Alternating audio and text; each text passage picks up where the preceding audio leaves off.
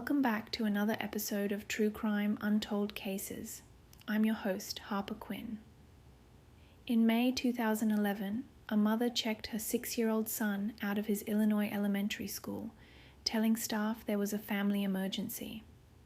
What followed was a 3-day journey across multiple states, ending with the mother's suicide in a motel room and a cryptic note claiming her son was safe and would never be found.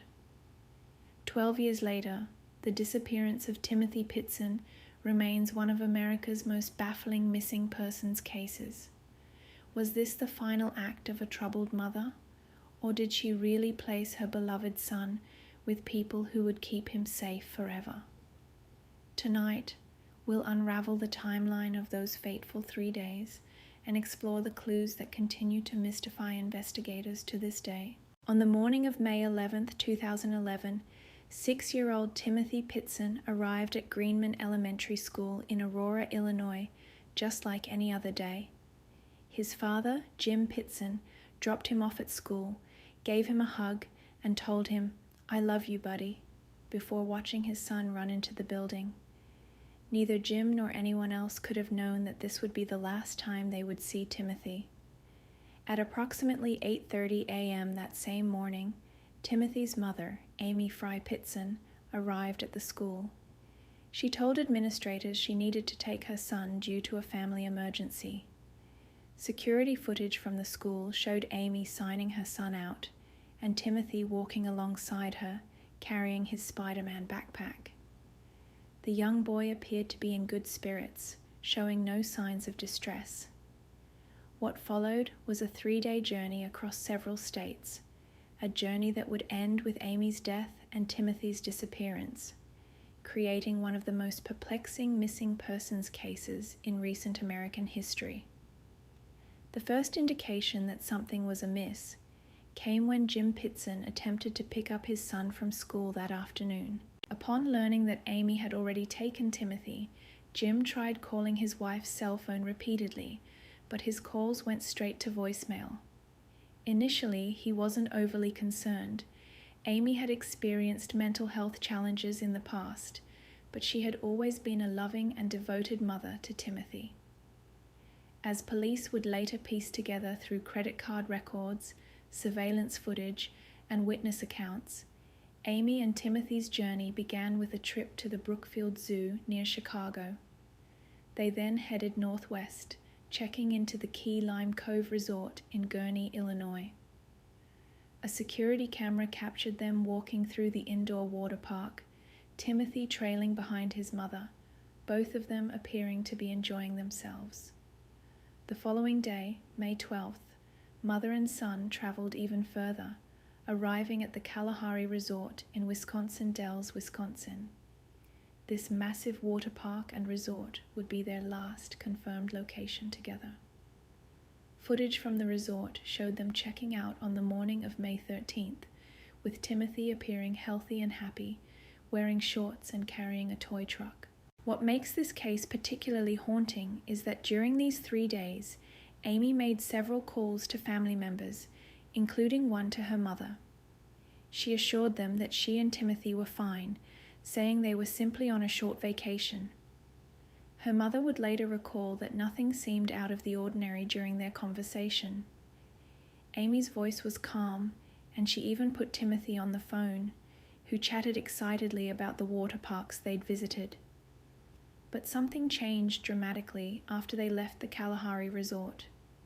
Amy was next seen alone, on surveillance footage at a Family Dollar store in Winnebago, Illinois, at 7:25 p.m. on May 13th. She purchased paper, pen, and envelopes, items that would later prove significant. Hours later, she appeared at a grocery store in Rockford, Illinois, still alone. On May 14th, Amy's body was discovered in room 108 of the Rockford Inn in Rockford, Illinois. She had died by suicide, having ingested a fatal quantity of antihistamines. But it was what she left behind that would transform this from a tragic suicide into something far more mysterious. In the room, investigators found several notes. One was addressed to family members, another to law enforcement. The contents of these notes would become central to the investigation and would haunt Timothy's family for years to come. The note to her family stated that Timothy was safe and in the care of people who would love and care for him. She wrote, "You will never find him." The note to law enforcement was similarly cryptic, maintaining that Timothy was safe, but providing no information about his whereabouts or who might be caring for him. The discovery launched one of the most extensive missing persons investigations in Illinois history. Police immediately began retracing Amy and Timothy's steps, searching for any clue that might indicate where the boy had been left or with whom. They found that Amy's cell phone, Timothy's Spider-Man backpack, and his clothes were missing. Also missing was Amy's iPass device, which would have recorded her movements on Illinois tollways. Forensic analysis of Amy's car, a 2004 Ford Expedition, provided some intriguing but ultimately frustrating clues. Investigators found significant amounts of soil and tall grass on the undercarriage, suggesting the vehicle had been driven off-road at some point during their 3-day journey. Analysis of the soil indicated it likely came from an area in northwest Illinois, but despite extensive searches of the region, no additional evidence was found. The investigation revealed that Amy had taken steps to plan this event.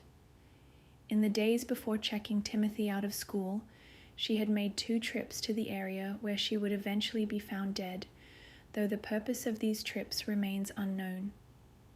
She had also recently visited her family in Florida without Timothy, which was unusual, and had been on her cell phone frequently in the weeks leading up to the disappearance. What made the case even more perplexing was that there were no signs of violence or struggle in any of the locations where Amy and Timothy had been seen. The boy had appeared happy and well cared for throughout their journey. Hotel employees, fellow guests, and others who had encountered them described a normal-seeming mother and son enjoying a vacation together. Adding another layer of complexity to the case was Amy's history.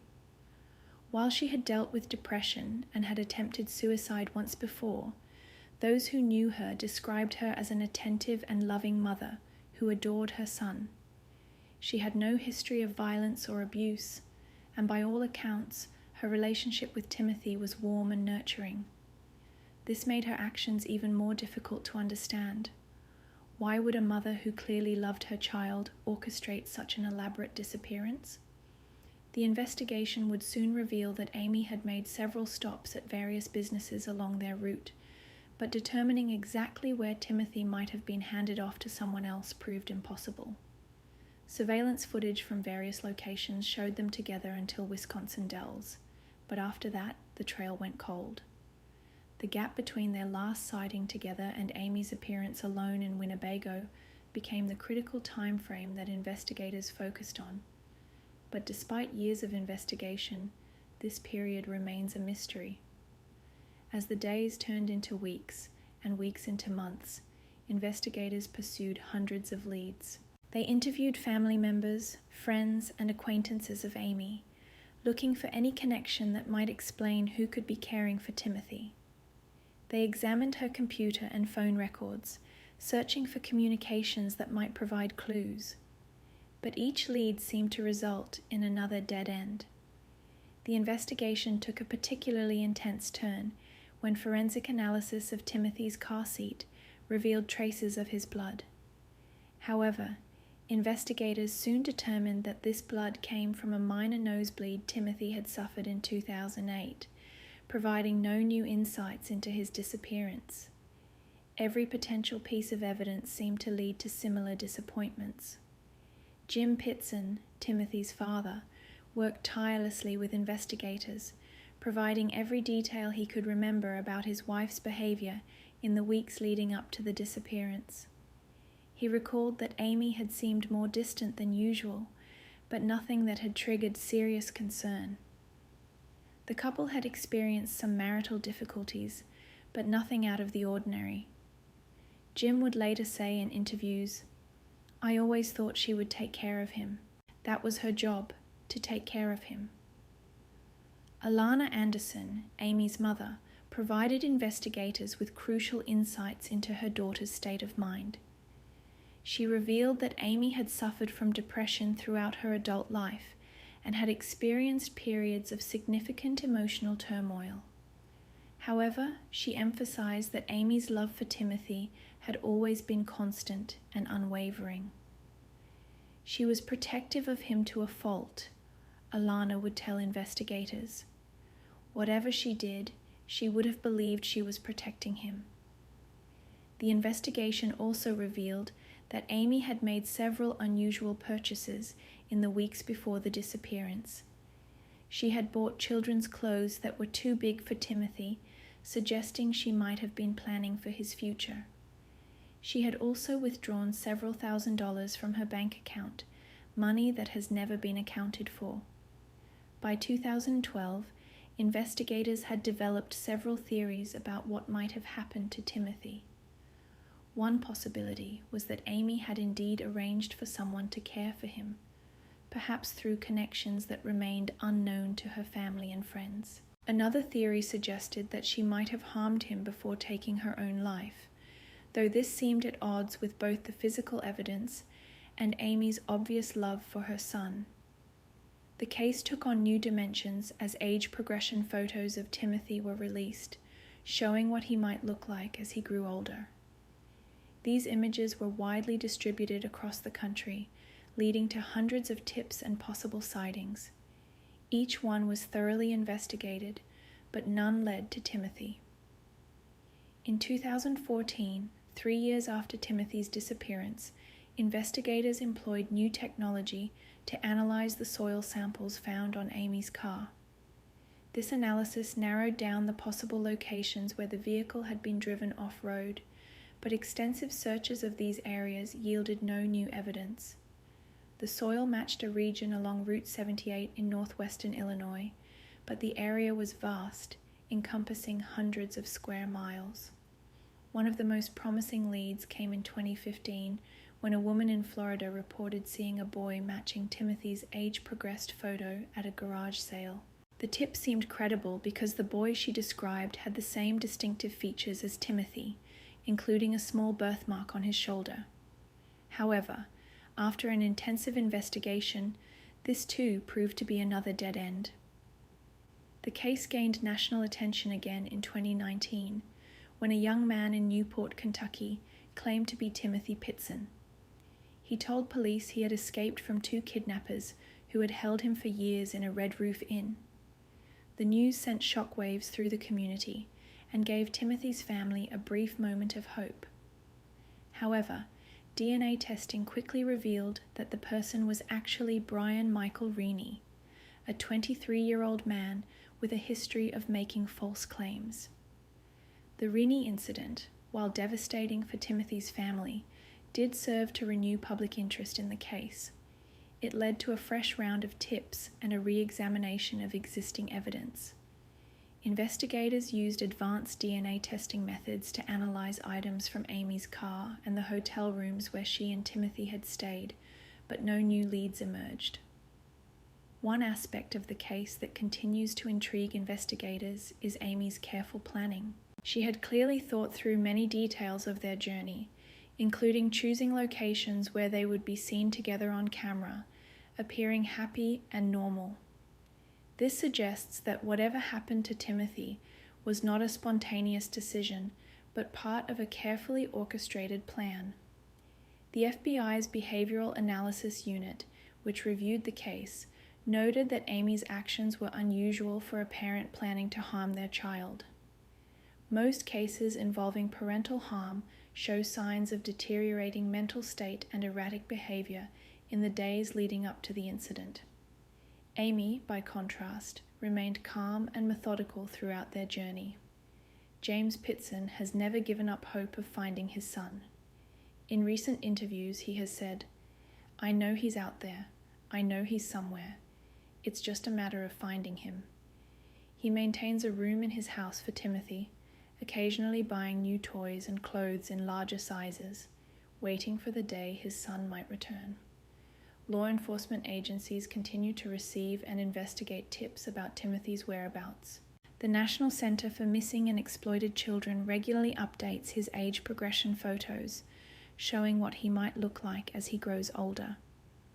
As of 2021, these images show a teenage boy with features that blend those of his parents, a reminder that somewhere, Timmothy Pitzen would now be approaching his late teens.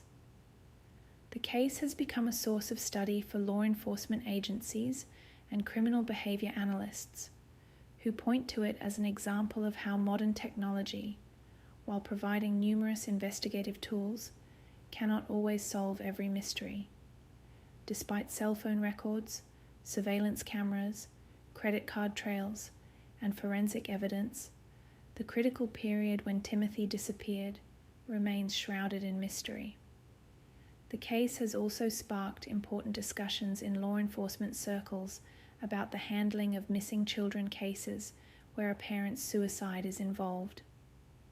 Traditional investigative protocols often assume that harm has come to the child in such situations, but the Pitzen case, with its carefully worded notes and planned execution, has forced investigators to consider other possibilities. One of the most puzzling aspects that continues to draw attention from investigators is the precise timing of events on May 13, 2011.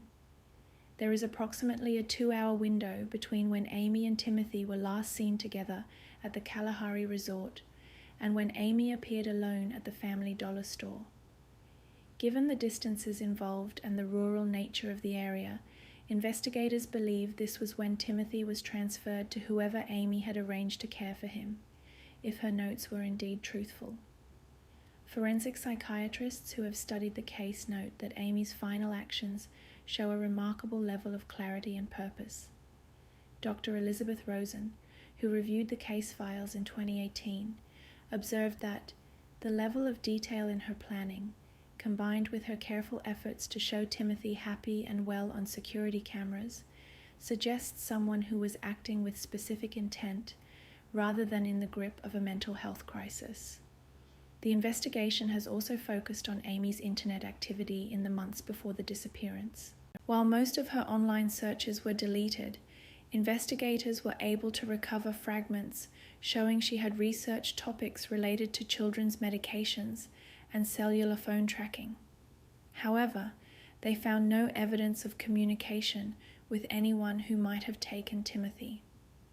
In 2020, a new team of investigators began applying advanced analytical tools to the case, creating detailed geographic profiles based on cell tower data and known sightings. This analysis revealed interesting patterns in Amy's movements, suggesting she may have made several practice runs of her route in the weeks before the disappearance. However, like so many other leads in this case, this information helped explain how the disappearance was executed, but not where Timothy ended up. Timothy's grandmother, Alana Anderson, has spoken publicly about her theory that Amy might have arranged for Timothy's care through connections from her past that her family didn't know about. Amy lived in several different states before settling in Aurora, Anderson explained in a 2021 interview. She knew people we never met, and she was very capable of keeping parts of her life private when she wanted to. The case has also highlighted the challenges faced by law enforcement when dealing with missing children cases that cross multiple jurisdictions. The investigation involved police departments from Illinois, Wisconsin, and Iowa, as well as federal agencies. While cooperation between these agencies has been strong, the complexity of coordinating such a wide-ranging investigation has sometimes led to delays in following up on time-sensitive leads. Perhaps most heartbreaking are the regular reminders of Timothy's absence at family milestones. His father, Jim, speaks about watching other children in the neighborhood grow up, graduate, and move on with their lives, while Timothy's room remains frozen in time. Every birthday, every Christmas, every first day of school, we wonder where he is, what he's doing, if he even knows we're looking for him, Jim said in a recent interview. The case has also become a cautionary tale about the impact of social media on missing persons investigations. The 2019 hoax by Brian Michael Rennie demonstrated how quickly false information can spread and the emotional toll it takes on families of missing children. It led to new protocols in many police departments about verifying identity claims before notifying families. As the investigation continues, new technologies offer both hope and frustration. Genetic genealogy, which has solved numerous cold cases in recent years, has limited application here since Timothy's DNA is already known. However, advances in digital forensics have allowed investigators to recover previously unreadable data from Amy's damaged cell phone, though so far this has not yielded significant new leads. The Aurora Police Department maintains an active file on the case, and Detective Lee Katavu, who has worked the case since 2011, refuses to believe that Amy's careful planning was meant to conceal a tragedy. Everything she did, from the happy visits to water parks to the specific wording of her suicide notes, suggests she wanted us to know Timothy was alive and well. The question remains, where? Today, Timmothy Pitzen would be approaching his late teens. His family continues to maintain his social media accounts, posting messages on his birthday and holidays, hoping that someday he might find his way back to them. The National Center for Missing and Exploited Children regularly updates his case file, and tips continue to come in, though less frequently than in the early years. The case remains one of the most perplexing missing persons investigations in American history, marked by meticulous planning, tantalizing clues, and an enduring mystery that continues to haunt investigators and family members alike. Amy Fry Pitzen took the answer to her son's whereabouts to her grave, leaving behind a legacy of questions that remain unanswered to this day. As Jim Pitzen said in his most recent interview, "I have to believe he's out there, living his life, maybe with another family. I have to believe that someday he'll want to know the truth about who he is and where he came from. And when that day comes, we'll be here, waiting for him, just like we've always been."